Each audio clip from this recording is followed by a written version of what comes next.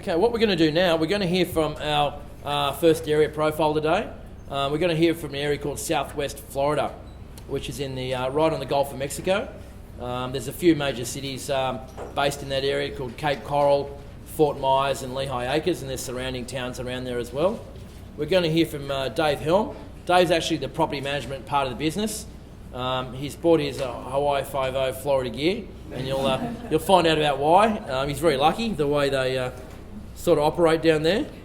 I did ask him to bring his best business attire, and he said this is his best Hawaiian shirt. What I wear every day.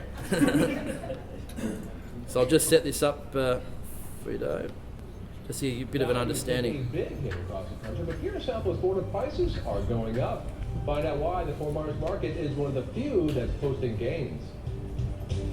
National home values plummeted in the first quarter of the year, falling at their fastest rate since 2008. In fact, only 3 markets posted quarterly increases in the report from real estate data firm Zillow. And one of them is right here in Southwest Florida. NBC2's Elizabeth Billingsley investigates how Fort Myers is bucking the national trend. For sale signs all over town, and prices up 15% since January. That according to Brett Ellis, who's been tracking trends in the local housing market for the last 23 years. He's encouraged by rising home values. Southwest Florida looks like we may be in the first in. Thankfully, we might help lead things out. But most of the country saw a downturn in home values. According to the real estate data firm Zillow.com, nationwide home values are down 3%, and that's the largest drop since 2008. And those underwater on their mortgages are at an all-time high, 28% of single-family homeowners with a mortgage. I definitely think the rest of the country has not hit bottom. I think they are just beginning their crisis. Ellis says the Southwest Florida market's improved because inventory is down and pending sales are up. He says most sales are traditional or short sales, not foreclosures. And hopefully we've seen the worst of our market and we're a little bit better times ahead. In Fort Myers, Elizabeth Billingsley, NBC2. Values take a big. That just gives you a little bit of an overview, and won't play that. Dave mentions a lot of that in his presentation in terms of what's happening in the market, and foreclosures are starting to dry up in that market in a big way. Dave, I'll hand over to you. Thank you. How y'all doing today? So yeah, as Stephen said, and he said, I asked him what the dress was, and he said just business attire. So again, this is what I wear every day to the office. I like to show this slide, kind of reflects, this is Fort Myers Beach, which is about 5 minutes drive from the area. It's, well, maybe 10, 15 minutes from most of the homes I'm selling. In real estate, I've grown up, been doing this my whole life, you always learn there's 3 rules in real estate. And the first rule is location. The second rule is location. And the third rule is location. So as we go through, some of the infrastructure around the other cities that you're going to hear about, we'll talk about the employees and whatnot. But what we have that nobody else has is the beaches and bikinis. So you got to love it. We're also going to hit that most of the properties where we're at, 70% of the value in the peak price. And we'll kind of go through that through more of the slides. And we'll hit that, were these properties really worth what they were selling for in 05, 06? Probably not. They really weren't. They were overinflated, absolutely. Are they worth, where they're selling right now? They're worth more. And we'll go through that you're still buying at 50% of what it would actually cost to build the homes today. This is a little bit of a mental picture of what a lot of people think about when they're thinking about buying a foreclosed property. What might pop up, what you think you're getting from the bank. And in reality,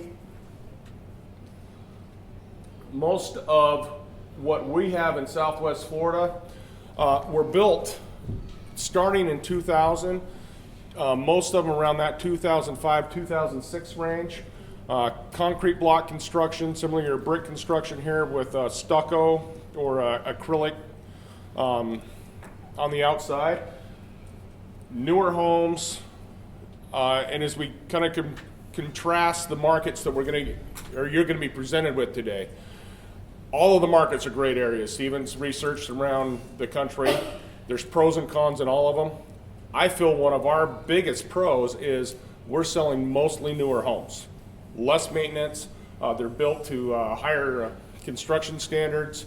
Like I said, some of the concerns that always comes up with Florida is, well, what about the hurricanes? Absolutely, they come through once in a while. We had one in the last 15 years, but we're built the homes to withstand 150-mile-an-hour winds, concrete block, like double straps on the eaves. They're designed for it. Again, a little bit about where we were. These homes that I'm selling right now for around, actually most of mine are valued about, that I brought around 100,000. We're selling in the peak 250,000. Duplexes, 325. Respectively now, average 110, 115. 56, 65% discount from where they were selling. Again, were they really worth it? No. But we'll get to more of that. This is, again, where we were at the peak. Typical lots. For the land itself, $45,000 for a lot. So you go through, the prices to build, you're ending up, under $300,000 for a home. These homes, again, that we're selling right now today at $110,000. A little bit about where we are, Southwest Florida. Right over here is Miami. We are directly west of Miami. Right up here is Tampa, directly north or south of Tampa. Orlando up in this area to give you, again, a perspective of where we're at. Also, I like to point out in this where, like I said, one of the concerns people always bring up to me is hurricanes. For it to actually hit us, where most of the hurricanes hit on the East Coast, it has to come into the Gulf, immediately do a U-turn, and go backwards. Can't say it doesn't happen. It's happened once in a while, but very rare. As the video mentioned, in our area, we believe we were the #1 highest growth in the whole country. You hear about Vegas and Phoenix. I did the analysis about 3 or 4 years ago, which is actually why I moved to this area, that this was the #1. It also, we believe we were the #1 hardest hit in the foreclosure. We kind of like to think of ourselves as ground zero for the GFC. We started it all.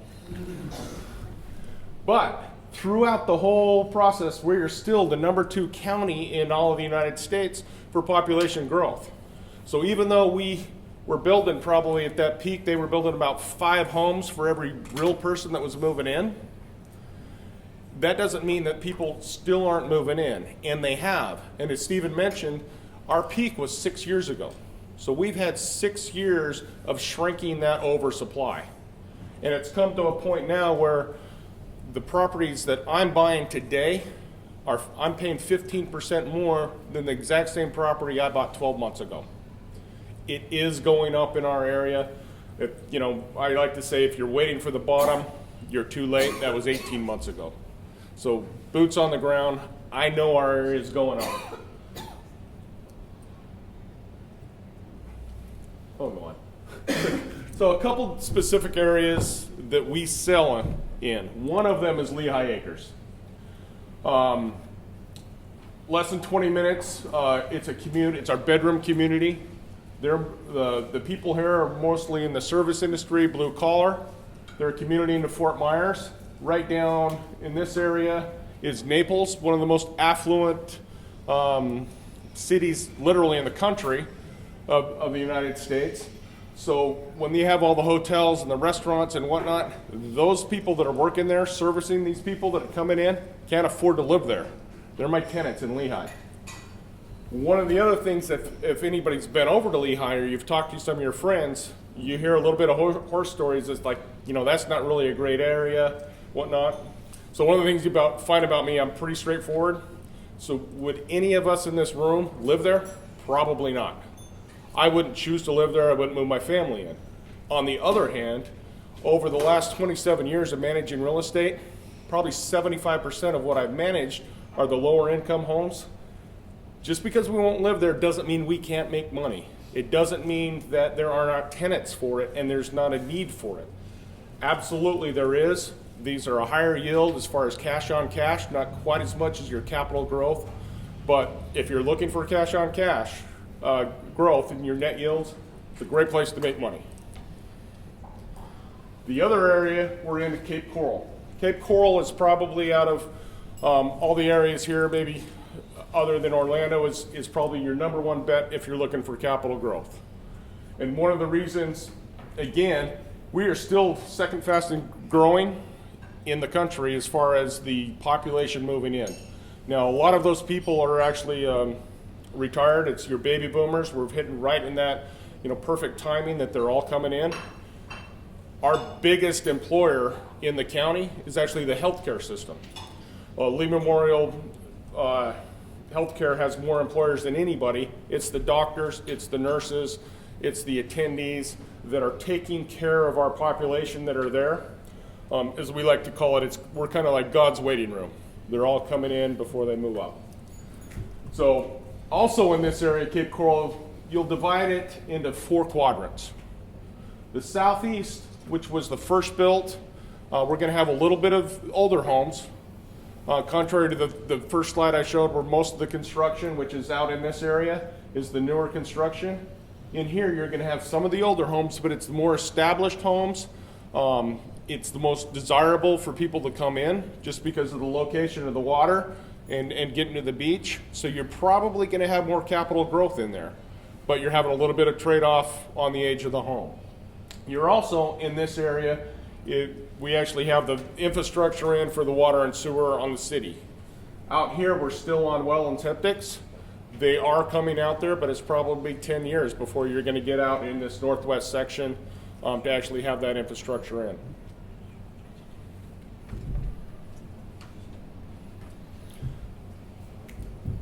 So again, as Stephen mentioned, right now we have a dwindling supply. Our oversupply has definitely been shrinking. I'm seeing it in the prices I'm buying. I'm seeing it in, I specifically buy in our office any HUD homes that are owned by that agency. Right now, well, in the past, there would be 15 or 20 homes that we could choose for at any given time. Right now, there is 1 home for sale by HUD in our area to investors. And we've inspected that home, and there's a reason it's still for sale for the last 2 weeks.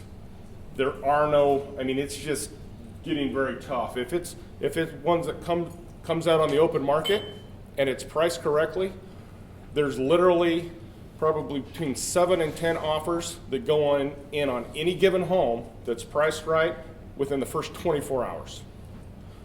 There's demand there, is what I'm really trying to get to, and yet we're still going 50% below the replacement values to actually build the home. Again, here's, this graph showing where our prices were going up and peaking in 05, drastic drops, way over, coming back up. I've got another slide a little bit later that actually goes into 011 where it's actually showing the growth. Another, a couple slides that we pulled out, showing the dwindling of the peak of what was available as far as the foreclosures, and that the numbers are actually shrinking. There are less properties. Things are, coming up. These are the slides I was talking about as far as depreciation. Here, just this last year, January of 11, I've just pulled these off the local board of realtors. $56 a square foot, up to right now at $65 is what the average prices are going for. 325 building permits actually pulled in 2011. This is versus in 2005 there was over 12,000. So again, showing that there's not really any new building, because out of these 325, about 300 of them are luxury homes. These are the doctors and the lawyers that are actually going in, buying a home that's on the water or on the beach, tearing it down, and building a new one. These are the guys with money that don't really care that it's costing them more than they can buy the other one. They just want a new home. So what does it all mean in retrospect of bringing it all together? Fewer foreclosures in the area. The prices are jumping up already. We've hit the bottom a while ago. Inventory shrinking. And it's going to what that all brings us to is that if you look at all the factors, we have to be getting closer because our inventory is shrinking of building new homes. And when we start building the new homes and we know the cost that it's going to cost or to build them, excuse me, I'm fumbling a little bit. It's been a long 3 weeks. We know that these prices have got to get close to that equilibrium as far as the existing homes.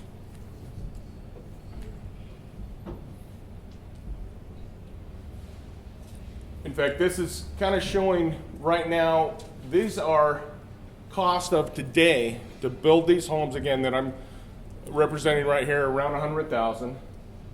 The cost of the land, which $14,000, which may be a little bit high. I think you can, if you look, you can get the lots probably around $5,000. But again, with impact fees, the cost to build, closing costs, real estate commission, because none of us work for free. We're $187,000, $190,000 to build these homes and replacement value. And I'll actually go back another point on that. So the people that are actually buying in this area, when you go get property insurance and you're going to get your quote for it, and you're going to say, well, why are you charging me insurance on a $200,000 value when I just paid $100,000 for the home? The reason they're doing that is if something happens, you have a fire, whatnot, it's going to cost them, the $180,000, $190,000 to rebuild it. So if you're buying a home for around $100,000 and it burned down, they're going to write you a check for around $200,000. Not necessarily a bad thing that it's a fire. So again, a little bit of before and after on our rehab. Some of the areas you talk to are going to have a little bit more extensive rehab than we have, and that's not saying that we're not very thorough. It's just most of our homes are newer, and so we don't have to necessarily get into the structural rehab on roofs replaced or walls or replacing plumbing. It's fairly new. In fact, some of the homes we're getting from the banks still have never been lived in. So again, we do a full inspection, and Stephen also showed a little bit of the slide of the selection.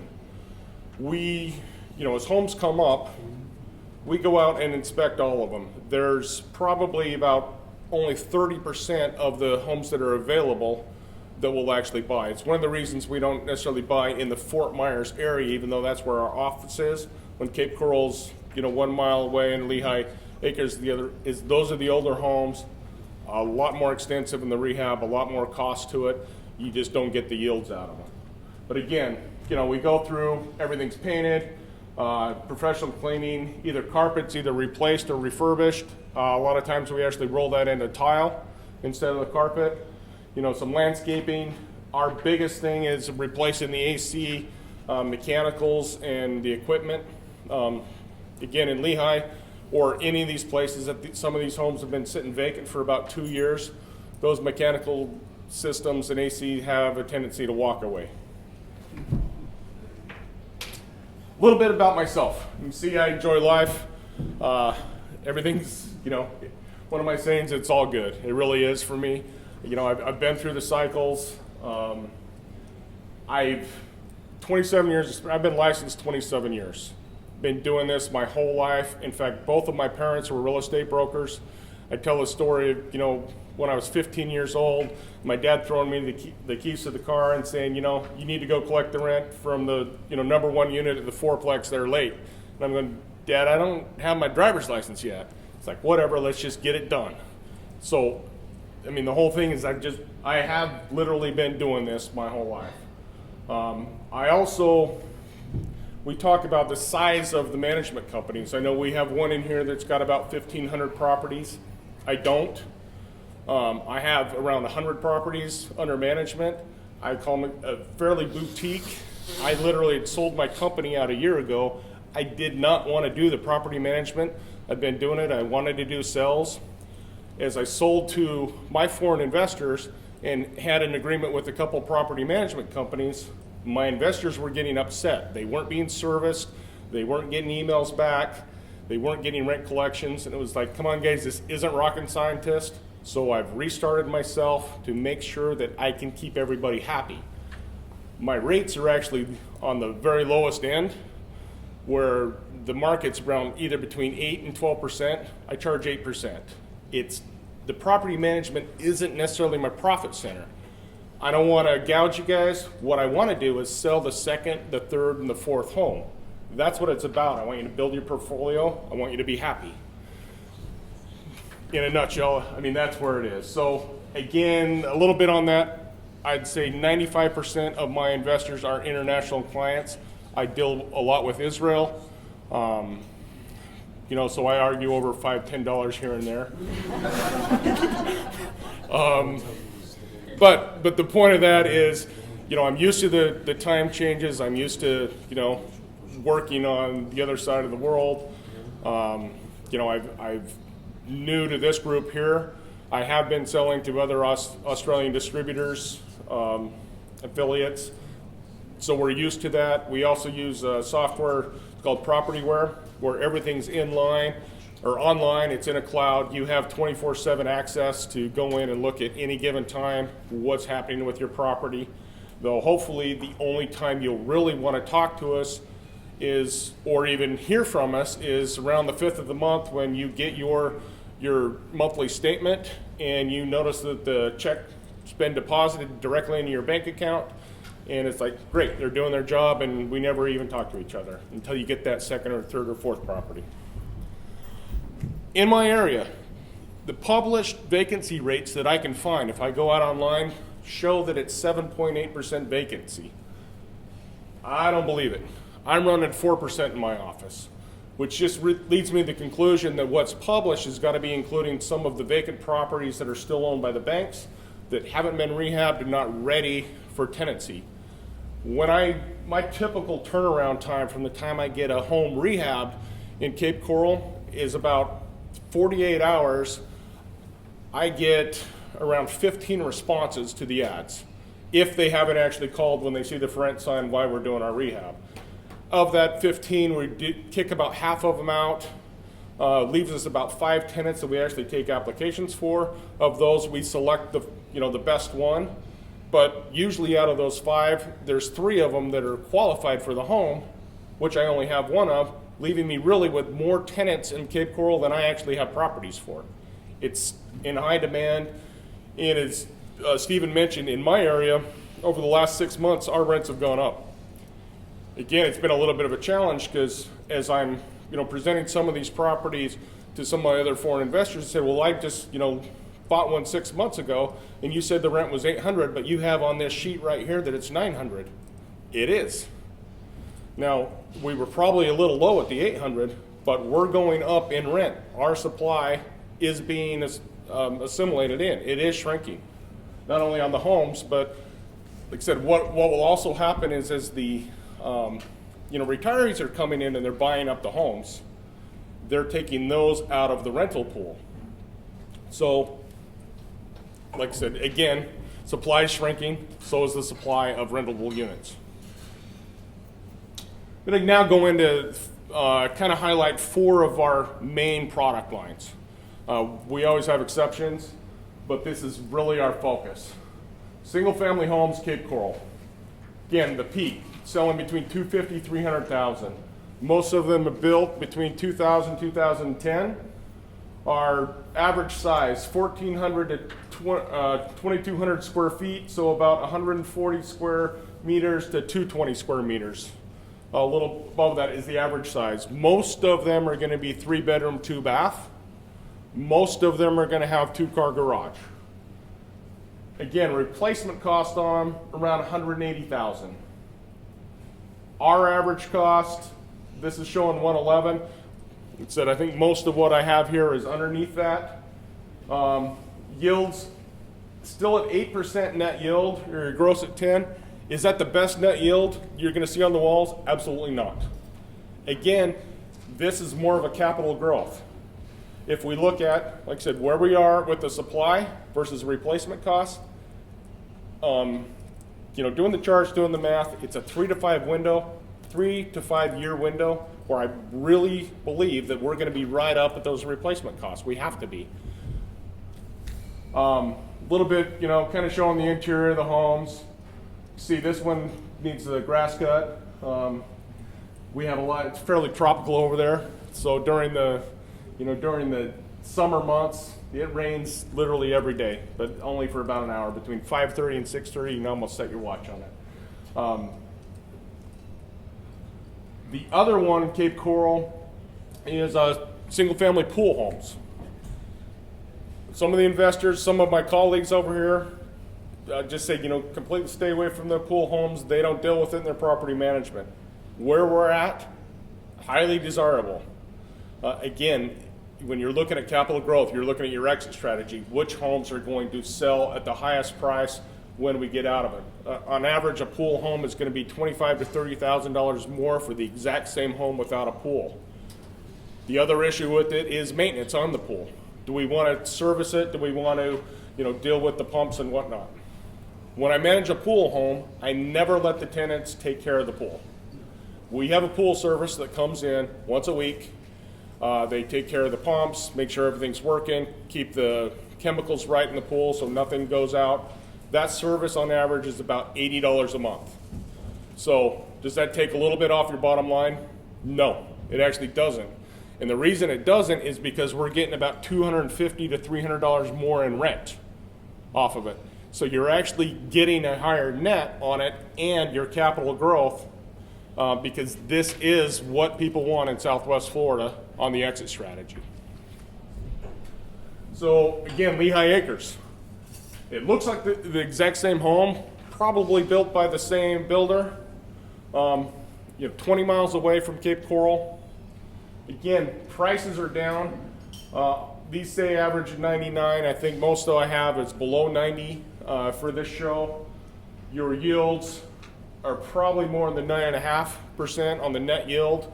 Again, most of these areas, would you personally want to move there? No.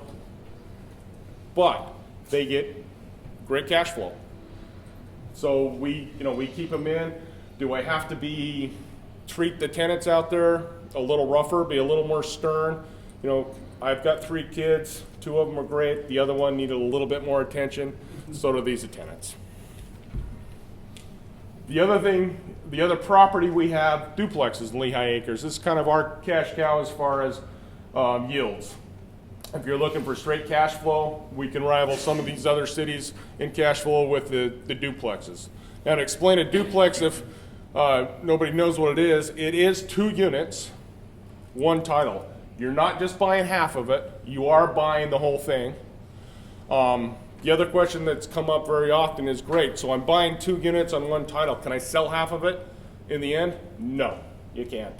That's government regulations, the way they're zoned, the way they're built. You are selling it. You're most likely, your exit strategy is another investor. Now, that's not necessarily a bad thing. I was buying these probably $20,000, if not more than that, 18 months ago from what they're going for now. They're in high demand. Again, good cash flow. One of the other things with the duplex, it kind of mitigates your risk.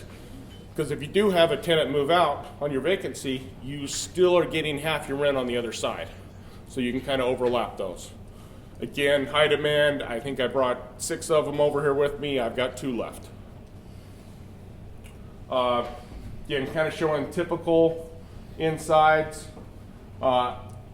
Most of these are going to be 3-bedroom, 2-bath on each side, probably in the 120 square meter size range. So another question that always comes up is, why isn't everybody doing this? If the prices are so great, why aren't the people in the U.S. buying these? And there's 2 answers. The first one is they are. The ones that still have money are buying these. The ones that have money in their IRA where their shares haven't crashed, they are rolling that over, kind of like your super fund. They are buying these if they can pay cash. I have investors from around the United States, California, Washington State, several in Utah that I manage for. The other answer is, why aren't the general public buying them? They can't, because it's not that they don't have the income, but they can't qualify for the loan. As Stephen showed, 6 million people that went through a foreclosure, of those, once you go through a foreclosure and you have it on your credit score, it takes 3 to 5 years to get that credit back in line before the bank will give you a loan. So these are the people, they've got a good job, they've got income, they can't get a loan. These are our tenants, these are your exit strategy. 3 to 5 years from now, about the same time that we're hitting equilibrium with the replacement cost, they'll be now qualified for that loan and will want to buy these homes up. Again, Stephen showed you a little bit of the video with Warren Buffett. I'm the one he was talking about. I love it. It says I'll buy a couple 100,000 homes, but the whole key to all that is the property management. That's why I'm here. We can trade emails. You can trade emails with a lot of people. You can look at contracts. I'm kind of old school. I want to be here. I want to look you in the eye. I want to shake your hand. I want to talk to you. I've been doing this my whole life. Property management is the key. It's not rocket scientist. As I had a conversation with Tom, we just need to be proactive. We need to communicate. Do things happen with the tenants? Absolutely. Sometimes they sign a 12-month lease and they lose their job? Absolutely. That's life. It happens. But the whole key to that is communication. We stay on top of them. We know what's happening, and we let you know what's happening.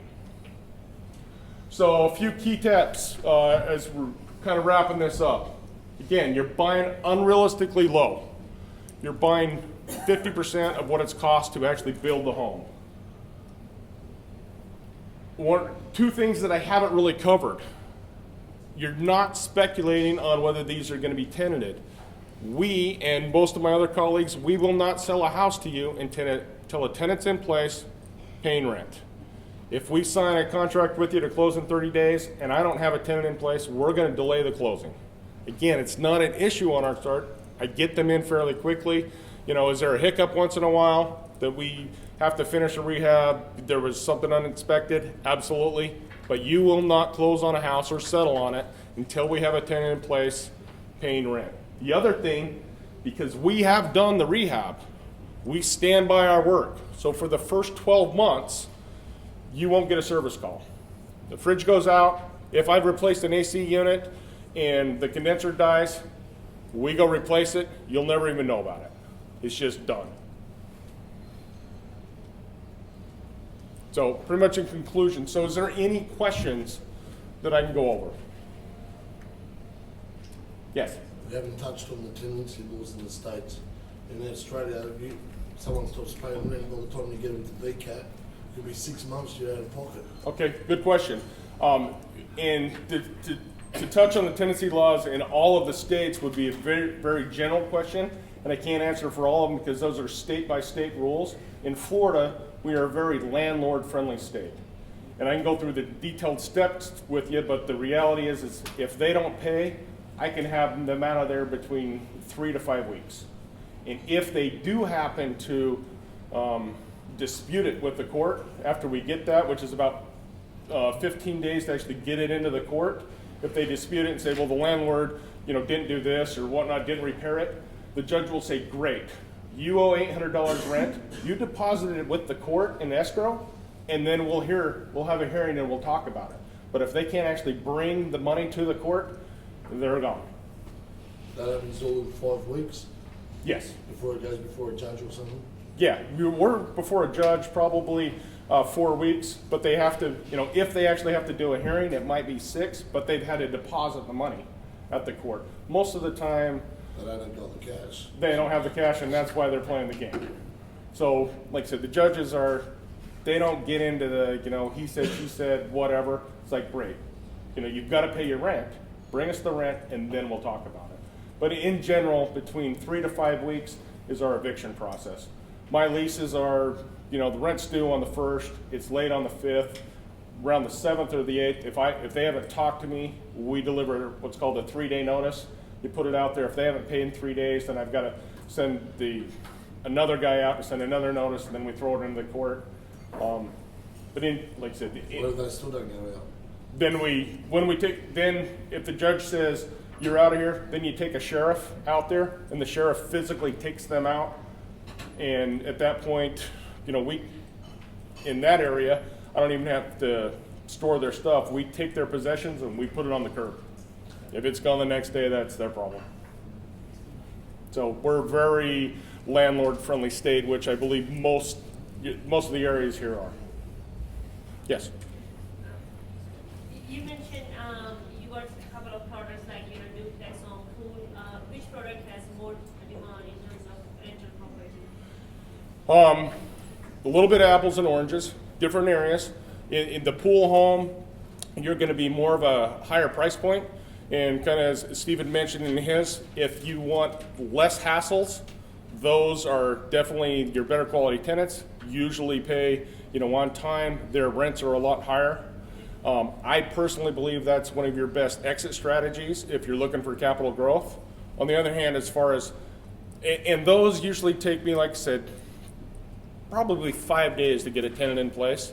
On the duplexes, I might be 2 weeks, but it's probably about half the rent. So the people can afford it want the pool home. The people that can't, that are looking, they've got to commute a little bit, kind of like, around this area.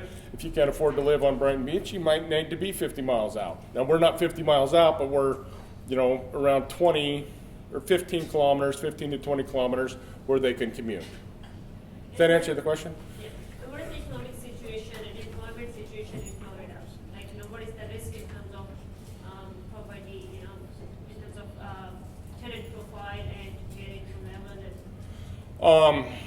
I don't have the statistic of their average income level, but it's going to be fairly lower than here. I mean, they're probably in my Lehigh. They're probably the 30,000 a year range, but that's still 3 times their rent, which is all they need. It's the service industry. On the the Cape side, they're going to be higher than that. They're going to be the white collar. They're going to be the nurses, attendees, versus more of the restaurant employees, the mechanics. So the other question, is there growth there and employment? Absolutely. Most of ours, again, are in the healthcare industry, and then our next highest employer is the tourism industry. We've got the people that are working on the beaches, in the restaurants, everything that goes in the tourist stuff. Is tourist industry booming there? Oh yeah, we're number 2. That's our number 2 in our area. I always say, you've got Miami, where the younger kids, 20 to 30, are going and they're playing.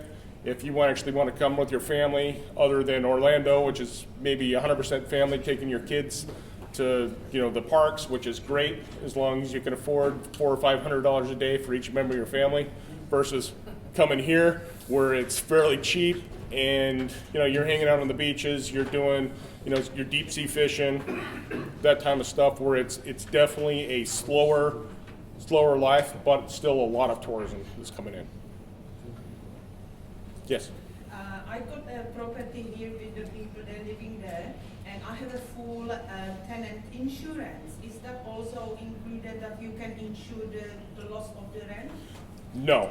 I mean, we have property insurance that's going to cover any property damage, any loss, any damage to the property from the tenant, but the actual rental loss itself, no, we don't have that option there.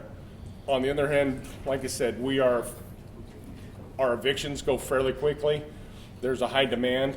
So the yields that are going to be on there, I think they put in I don't know, 5, what's your vacancy rate you're looking at? That's right. No, here that you've factored into these yields? 5%. 5%, which is, essentially 1 month, which is all it would take to get it out. So no, but the answer is no, we don't have rental loss on our insurance. Mm-hmm. Any other questions? Well, what does it cost them for that from property insurance? Property insurance is going to be based upon, the price of the home in our area, probably between $1,000 to $1,300 a month. You have a couple different options. A year. Sorry.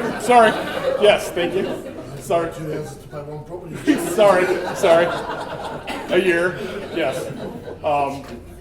You have a couple different options on the level of insurance and the, how much liability you want, and it also depends on what structure you're actually owning the home in, whether it's, you know, your name versus the LLC, but that's all stuff that Stephen will go through in detail when you actually get to that point. So there is some choices to make there. Anything else? We'll turn it over. Yes. That's fine. Yep. Your management agent contract, over here we have them, the agents like to do 6 and 12 months. Do you have a minimum length of time? For the lease to the tenants? No, well, actually to them as well, but your actual For my management contract, Yeah. when I do my contract, I usually do it for a year.